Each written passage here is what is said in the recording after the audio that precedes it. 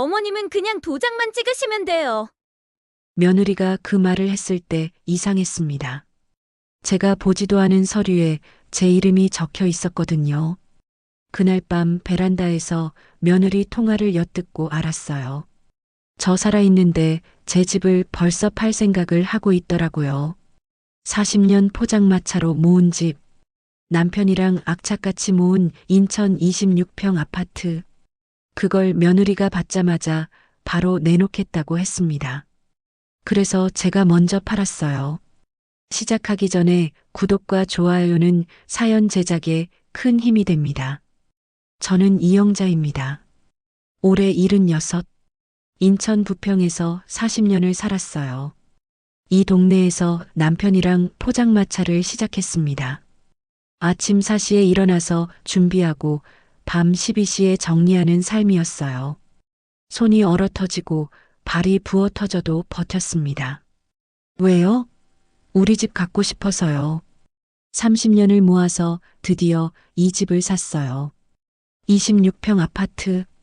작지만 우리한테는 세상 전부였습니다. 남편이 이 집에서 10년을 살다가 3년 전에 세상을 떠났어요. 혼자 남으니까 집이 좀 넓게 느껴지긴 했습니다. 하지만 여기엔 남편이랑 제 시간이 다 남아 있었어요. 부엌벽에 남편이 붙여둔 포스트잇, 거실 소파에 남편이 앉던 자리, 베란다에서 남편이랑 같이 보던 해, 다 여기 있었습니다. 그래서 생각했어요. 죽을 때까지 여기서 살겠다고요. 아들 도윤이는 보험 설계사를 합니다. 작년까지는 괜찮았어요. 한 달에 300만 원 정도 벌었다고 했습니다. 근데 올해 들어서 일이 안 된대요. 코로나 이후로 사람들이 보험을 잘 안 든다고요. 그래서 요즘은 수입이 뚝 끊겼다고 했습니다. 며느리 가연이는 전업주부예요. 말은 공손합니다. 항상 존댓말하고 웃으면서 얘기해요. 근데 뭔가 계산적인 느낌이 들 때가 있었어요. 특히 돈 얘기 나올 때요. 어머님 연금이 얼마나 나오세요? 어머님 적금 만기 언제예요? 이런 질문을 자연스럽게 던지는 사람이었습니다. 그날도 그랬어요. 가연이가 아들이랑 같이 집에 왔습니다. 손에 서류 봉투를 들고요. 어머님 잠깐 얘기 좀 할 게 있어요. 거실 탁자에 서류를 펼쳤습니다. 뭔가 복잡한 종이들이었어요. 한자도 많고 줄도 빽빽했습니다. 이게 뭔데? 제가 물었어요. 가연이가 웃으며 말했습니다. 사전 증여 서류예요. 요즘 많이 한대요. 사전 증여? 네. 어머님 혼자 사시면 불안하시잖아요. 그래서 미리 명의를 우리 쪽으로 옮겨두는 거예요. 그러면 나중에 세금도 줄고요. 제 손이 떨렸습니다. 명의를 옮긴다고요? 이 집을요? 근데 난 아직 멀쩡히 여기 살고 있는데? 그러니까 지금 하는 거예요. 어머님 살아계실 때 해야 세금이 덜 나와요. 어차피 나중에는 도윤이한테 갈 집이잖아요. 가연이가 말했습니다. 펜을 꺼내더니 제게 건넸어요. 어머님은 그냥 도장만 찍으시면 돼요. 나머지는 저희가 다 할게요. 제가 보지도 않은 서류에 제 이름이 적혀 있었습니다. 그게 이상했어요. 언제 이걸 준비한 거죠? 이거 나중에 해도 되는 거 아니야? 제가 물었습니다. 가연이의 얼굴이 굳어졌어요. 미소가 사라졌습니다. 어머님 나중에는 늦어요. 지금 안 하시면 나중에 세금 몇 천만 원 나와요. 그래도 이건 어머님, 아들이 입을 열었습니다. 엄마가 여기 계속 사실 건 아니잖아요. 나중에 몸 불편해지시면 어차피 우리 집으로 오셔야 하고요. 그때 되면 이 집 처리해야 하는데 명의가 엄마로 되어 있으면 복잡해져요. 처리. 아들이 제 집을 처리한다고 했습니다. 나 여기서 계속 살 건데. 제가 말했어요. 가연이가 한숨을 쉬었습니다. 어머님 현실적으로 생각하세요. 혼자 사시기 불안하시잖아요. 난 안 불안한데. 지금은요. 근데 나중에는요? 제 목소리가 떨렸습니다. 나중에 생각은 나중에 할게. 지금은 내가 여기 산다고. 그날 밤 잠이 안 왔습니다. 자꾸 생각났어요. 가연이가 건넨 펜. 도장만 찍으면 된다는 말. 제 집인데 제가 도장만 찍으면 된다고요? 저는 이 집을 어떻게 샀는지 알아요. 하나하나 다 기억해요.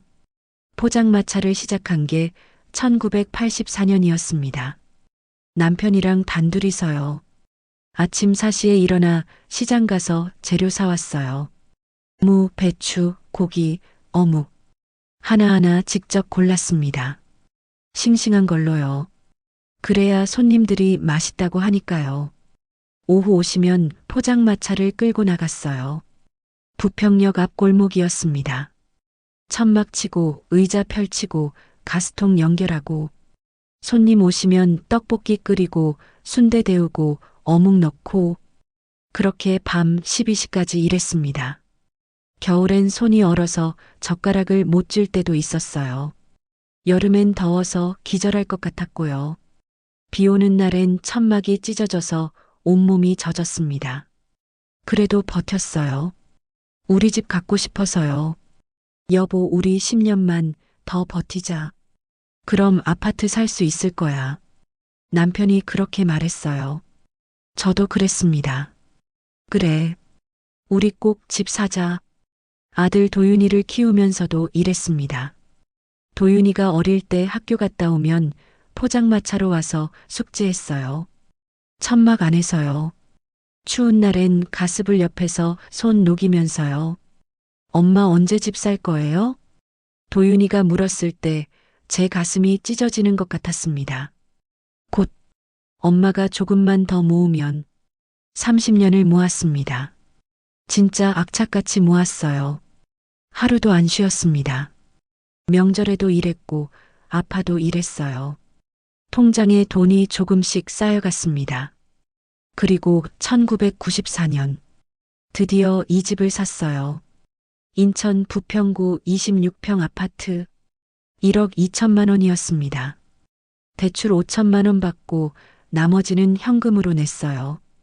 열쇠를 받던 날 남편이랑 둘이 울었습니다. 현관문을 열고 들어갔을 때의 그 느낌. 평생 잊을 수가 없어요. 여보, 우리 드디어 집 생겼어. 그래. 이제 우리 집이야. 대출은 10년 걸려서 다 갚았습니다. 그동안도 계속 포장마차 했어요. 비가 와도 눈이 와도요. 남편이 돌아가시기 전에 제 손을 잡고 말했어요. 여보, 미안해. 더 큰 집 못 사줘서. 저는 남편 손을 꽉 잡았습니다. 무슨 소리야? 이 집이 최고야. 우리 둘이 모은 집이잖아. 그게 남편이랑 나눈 마지막 대화였습니다. 이 집엔 40년이 들어 있어요. 포장마차에서 얼어붙던 겨울, 비 맞으며 일하던 여름, 숙제하던 도윤이, 웃던 남편, 다 여기 있습니다. 그런데 며느리가 도장만 찍으라고 했어요. 40년이 담긴 집을요. 그 이후로 가연이가 자주 왔습니다. 일주일에 2번씩이요.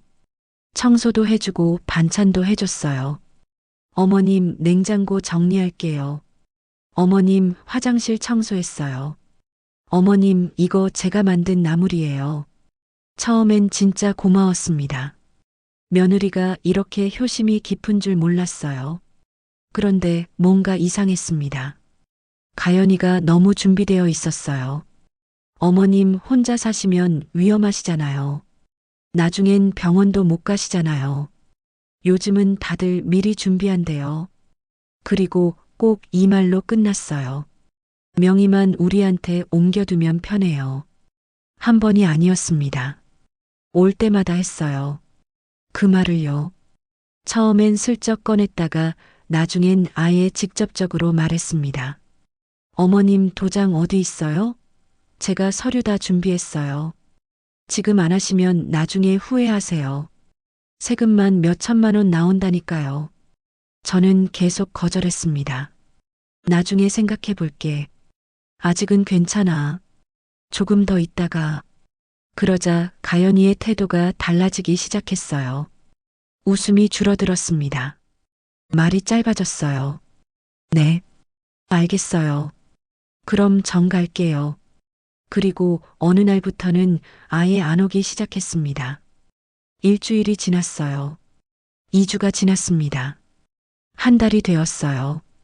명절이 다가왔습니다. 추석이었어요. 당연히 아들네 가족이 올 거라고 생각했습니다. 전날부터 준비했어요. 나물도 무치고 전도 부쳤습니다. 손주들 좋아하는 갈비찜도 만들었어요. 명절 아침 전화가 왔습니다. 아들이었어요. 엄마 오늘 못 갈 것 같아. 왜? 무슨 일 있어? 가연이가 친정에 가야 한대. 그럼 너라도 와. 아니, 가연이 혼자 못 보내잖아. 미안해, 엄마. 전화가 끊겼습니다.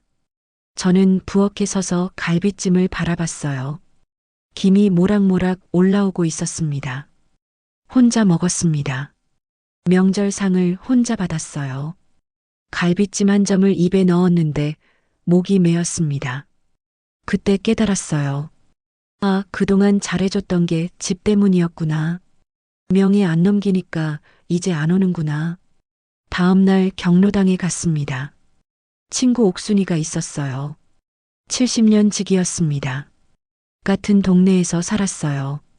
영자야, 요즘 왜 그래? 얼굴이 어두워. 옥순이가 물었습니다. 저는 다 털어놨어요. 며느리가 명예 이전하라고 한 거, 제가 거절한 거, 그 이후로 연락이 끊긴 거. 옥순이가 제 손을 잡았습니다. 영자야, 절대로 명예 넘기지 마. 왜? 명의만 넘기면 끝이야. 그 다음부터는 내 손에 아무것도 안 남아. 그래도 내 아들인데. 아들이고 뭐고. 명예 넘어가면 그 집은 내 집이 아니야. 며느리 집이지. 옥순이가 진지하게 말했어요. 우리 동네 박할머니 알지? 작년에 아들한테 집 명예 넘겼어. 그 다음에 어떻게 됐는지 알아? 어떻게 됐는데? 6개월 만에 요양원 갔어. 아들이 집 팔고 할머니는 요양원 보냈어. 할머니는 멀쩡했는데 말이야. 제 등에 식은땀이 흘렀습니다. 영자야, 명예 넘기면 너 쫓겨나. 내 말 믿어. 집에 돌아와서 생각했어요. 옥순이 말이 맞을까요? 우리 아들은 그럴 리 없을까요? 하지만 며느리는요? 가연이는 그럴 수도 있을 것 같았습니다. 그날부터 저는 며느리가 하는 말을 다 녹음하기 시작했어요. 휴대폰 녹음 기능을 켰습니다. 왜냐고요? 불안했거든요. 뭔가 증거가 필요할 것 같았어요. 2주가 더 지났을 때 아들이 전화했습니다. 엄마 내일 갈게. 그래, 와라. 혼자 온다고 했어요. 가연이는 애들 학원 데려다 준다고요. 다음 날 청소하고 밥 준비하고 기다렸습니다. 초인종이 울렸어요. 현관문을 열었는데 아들 뒤에 가연이도 서 있었습니다. 가연이는 학원 안 가? 아, 그거 취소됐대요. 가연이가 웃으며 말했어요. 뭔가 이상했습니다. 거실에 앉았어요. 아들이 말했습니다. 엄마, 그 얘기 좀 하자. 명예 이전. 아들아, 나 아직. 엄마, 제발 좀. 우리 정말 힘들어. 일도 안 되고 애들 학원비도 밀렸어. 그럼 내가 돈을 도와줄게. 돈 말고 그냥 명의만 넘겨줘. 그럼 은행에서 대출 받을 수 있어. 집 담보로요. 아, 그래서 그랬구나. 집을 담보로 대출 받으려고요. 그건 안 돼. 이 집은. 엄마. 아들이 소리쳤습니다. 처음 보는 얼굴이었어요. 엄마, 언제까지 그렇게 사실 거예요? 어차피 나중엔 내 집 될 거잖아요. 지금 좀 미리 쓰면 어때요? 저는 입을 다물었습니다. 가슴이 너무 아팠어요. 생각해 볼게. 겨우 그 말만 했습니다. 아들과 가연이는 화장실에 간다고 했어요. 저는 주방에서 과일을 깎고 있었습니다. 그때였어요. 베란다 쪽에서 가연이 목소리가 들렸습니다. 전화 통화하는 소리였어요. 언니 나야. 오늘 또 얘기했어. 제 손이 멈췄습니다. 아직 도장 안 찍었어. 계속 미루시네. 저는 조용히 베란다 쪽으로 다가갔어요. 근데 언니 걱정 마. 우리 곧 받을 거야. 그러면 바로 처리할 거야. 처리. 가연이가 우리 집을 처리한다고 했습니다. 응. 엄마 도장 받자마자 바로 부천 쪽으로 내놓을 거야. 지금 시장 괜찮대. 늦으면 감 떨어진대. 제 다리에 힘이 풀렸습니다. 벽을 잡고 겨우 섰어요. 6억은 받을 수 있을 거야. 그럼 우리 대출 다 갚고 애들 학원비도 내고 제 이름으로 된 집을 벌써 팔기로 해놨더라고요. 시세도 다 알아봤더라고요. 엄마는 어쩌냐고? 모르지. 작은 원룸이라도 얻어드리든가. 아니면 우리 집에 작은 방 하나 주든가. 제가 40년 동안 모은 집, 그 집을 팔고 저한테는 작은 방 하나 준다고요? 언니 나 지금 힘들어. 빨리 처리하고 싶어. 그래야 우리가 살지. 전화가 끊어졌습니다. 저는 부엌으로 돌아와 앉았어요. 손이 떨렸습니다. 식칼을 들고 있었는데 과일이 아니라 제 손가락을 벨 뻔했어요. 가연이가 화장실에서 나왔습니다. 웃으면서 말했어요. 어머님, 과일 제가 깎을게요. 그렇게 잘해주던 며느리였는데요. 베란다에서는 제 집 팔 생각만 하고 있었어요. 그날 밤 잠을 못 잤습니다. 가연이의 목소리가 계속 들렸어요. 받자마자 바로 내놓을 거야. 작은 원룸이라도 얻어드리든가. 새벽 5시에 일어났습니다. 결심했어요. 제가 먼저 치겠다고요. 아침 9시에 부동산에 갔습니다. 우리 집 근처 부동산이었어요. 집 팔려고 합니다. 어느 집인데요? 부평구 XX 아파트 26평. 부동산 사장님이 놀란 표정을 지었어요. 거기 시세 좋은데요. 6억 정도 받으실 거예요. 빨리 팔 수 있어요? 요즘 그 동네 잘 나가요. 한 달 안에 가능할걸요? 좋아요. 그럼 내놓아 주세요. 근데 혹시 보호자분이랑 상의는? 제 명의예요. 제가 파는 거예요. 부동산 사장님이 고개를 끄덕였습니다. 알겠습니다. 매물을 올렸어요. 사진도 찍고 설명도 썼습니다. 그날 오후에 벌써 연락이 왔대요. 보러 오고 싶다고요. 일주일 만에 계약이 됐습니다. 5억 8천만 원. 조금 낮게 받았지만 빨리 팔려고요. 계약서에 도장을 찍었습니다. 제 손으로요. 아무한테도 안 물어보고요. 잔금일이 정해졌어요. 한 달 후였습니다. 그 사이에 저는 전세집을 알아봤어요. 역 가까운 곳에 15평짜리가 있었습니다. 전세 1억 5천만 원이었어요. 계약했습니다. 잔금은 우리 집 잔금 받는 날 주기로 했어요. 그리고 계획을 세웠습니다. 남은 돈 4억 3천만 원. 이 돈을 어떻게 할지요? 은행에 가서 물어봤어요. 연금 통장 만들 수 있어요? 네, 가능하세요. 몇 년짜리로 하시겠어요? 20년이요. 매달 얼마 나와요? 4억이면 한 달에 200만 원 정도 나오세요. 좋아요. 그걸로 할게요. 통장을 만들었습니다. 제 이름으로요. 아무도 못 건드리게요. 잔금일 전날이었습니다. 이제 아들한테 말해야 했어요. 전화했습니다. 도윤아, 내일 집에 와라. 왜? 무슨 일이야? 와봐. 얘기할 게 있어. 다음 날 아들이 가연이랑 같이 왔습니다. 거실엔 이미 짐 박스들이 쌓여 있었어요. 엄마, 이게 뭐야? 아들이 놀라서 물었습니다. 이사 가려고. 어디로? 역 근처 15평짜리. 전세 얻었어. 갑자기 왜? 저는 아들을 똑바로 쳐다봤습니다. 집 팔았어. 뭐? 아들과 가연이가 동시에 소리쳤어요. 이 집 말이야. 내가 팔았어. 5억 8천에. 엄마 그게 무슨 소리야. 내 집이니까 내가 판 거야. 가연이가 소리쳤습니다. 어머님 왜 허락도 없이. 허락? 내 집인데 왜 허락을 받아? 아니 그래도 가족인데 상의라도 하셔야죠. 제가 웃었습니다. 웃음이 나오더라고요. 상해? 너희는 나한테 상의했어? 무슨 소리예요? 베란다에서 통화한 거. 나 다 들었어. 내 집 받자마자 바로 팔 거라며. 나한텐 작은 방 하나 줄 거라며. 가연이의 얼굴이 하얗게 변했습니다. 그건 녹음도 다 해뒀어. 증거 있어. 저는 휴대폰을 꺼냈습니다. 파일을 틀려고 했어요. 하지 마. 아들이 소리쳤습니다. 엄마 그럼 우리는 어떻게? 우리 대출도 있고 애들 학원비도 밀렸어. 그건 너희 문제야. 내 집을 팔아서 갚을 문제는 아니지. 엄마가 어떻게 그럴 수 있어? 가족인데. 가족? 가족이 집 빼앗으려고 해? 저는 봉투를 하나 꺼냈습니다. 여기 1천만 원 있어.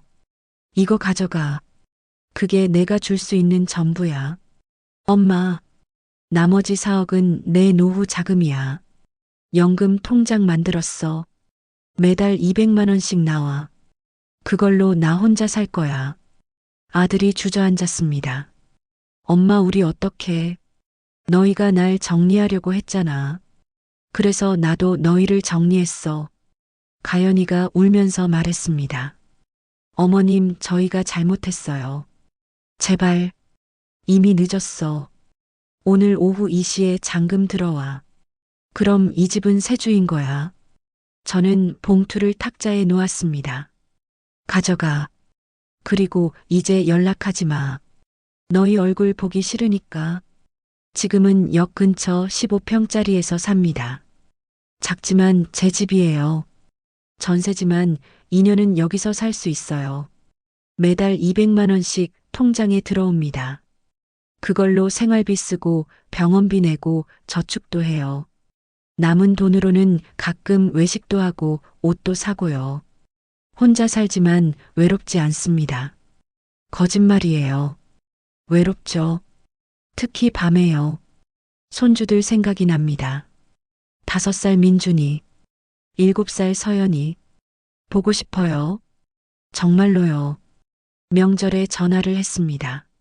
아들한테요. 애들 목소리 좀 들을 수 있을까? 엄마. 아들이 말을 못하더라고요. 괜찮아. 그냥 목소리만. 나중에 전화 줄게. 전화가 끊어졌습니다. 나중에는 오지 않았어요. 경로당에 갑니다. 친구 옥순이가 있어요. 영자야 후회되지? 아니. 손주들 보고 싶지 않아? 보고 싶지. 그럼. 그래도 이게 낫지. 집 뺏기고 작은 방에 갇혀 사는 것보단. 옥순이가 제 손을 잡았습니다. 잘했어 영자야. 넌 옳은 선택한 거야. 밤에 혼자 TV를 봅니다. 드라마에서 가족들이 모여 밥 먹는 장면이 나와요. 그럴 때면 눈물이 나요. 우리도 저랬었는데. 아들이 어릴 때 셋이서 밥 먹던 모습이 떠올라요. 하지만 후회하지 않습니다. 제가 번 돈이에요. 제가 산 집이었고요. 나이 들어서 제가 쓰는 게 뭐가 잘못입니까? 가연이가 제 집을 빼앗으려고 했어요. 제 허락도 없이 팔 생각을 했고요. 그래서 제가 먼저 판 거예요. 어제 부동산에서 전화 왔습니다. 혹시 전세 만기 후에 어떻게 하실 거예요? 다른 데로 이사 가야죠. 좋은 매물 나오면 연락드릴게요. 네. 저는 2년마다 이사 갈 거예요. 전세로요. 돈은 충분해요. 제가 모은 돈이니까요. 손주들은 못 볼 수도 있어요. 아들도 연락 안 할 수도 있고요. 그래도 괜찮아요. 제가 번 돈으로 제가 행복하게 사는 게 먼저예요. 경로당 친구들이 물어봅니다. 영자야, 너 안 외로워? 외롭지. 후회 안 돼? 아니. 근데 왜 안 후회해? 내 돈이니까. 내가 번 돈 내가 쓰는데 왜 후회해? 친구들이 고개를 끄덕입니다. 어제 시장에 갔어요. 과일을 사는데 옆에서 며느리랑 시어머니가 장을 보고 있었어요. 며느리가 말했습니다. 어머님, 이거 사드릴까요? 시어머니가 웃으며 말했어요. 그래. 고맙다. 보기 좋더라고요. 부럽기도 했고요. 우리도 저랬었으면 좋겠다고 생각했습니다. 가연이가 진짜로 날 걱정해줬으면, 아들이 진짜로 효자였으면, 하지만 아니었어요. 그들은 제 집만 원했어요. 그래서 제가 선택한 겁니다. 집 뺏기고 작은 방에 갇혀 사는 것보다 혼자 자유롭게 사는 게 낫다고요. 밤에 창밖을 봅니다. 별이 보여요. 남편이 살아있을 때 같이 보던 별이에요. 여보, 내가 잘한 거 맞지? 대답은 없지만 별이 반짝입니다. 남편이 그러는 것 같아요. 잘했다고요. 저는 이제 제 편만 하면서 살 거예요. 누가 뭐라고 해도요. 내가 번 돈, 내가 산 집, 나이 들어서 내가 쓰는 거, 그게 뭐가 잘못입니까? 손주들 얼굴은 못 봐요. 보고 싶죠? 밤마다 울기도 해요. 근데 그 집 뺏기고 작은 방에 갇혀 사는 것보단 이게 1000배 낫습니다. 내가 번 돈, 내가 산 집, 나이 들어서 내가 쓰는 거, 그게 뭐가 잘못입니까? 며느리가 제 허락도 없이 팔 생각을 했어요. 시세도 다 알아봤더라고요. 그래서 제가 먼저 판 겁니다. 너희가 날 정리하려 했으니까 나는 너희를 정리했어요. 저는 이제 제 편만 하면서 살 겁니다. 40년 포장마차로 모은 돈. 제가 쓸 권리 있어요. 여러분도 기억하세요. 명예 넘기는 순간 그 집은 내 집이 아닙니다. 살아있을 때 내 이름 지켜야 해요.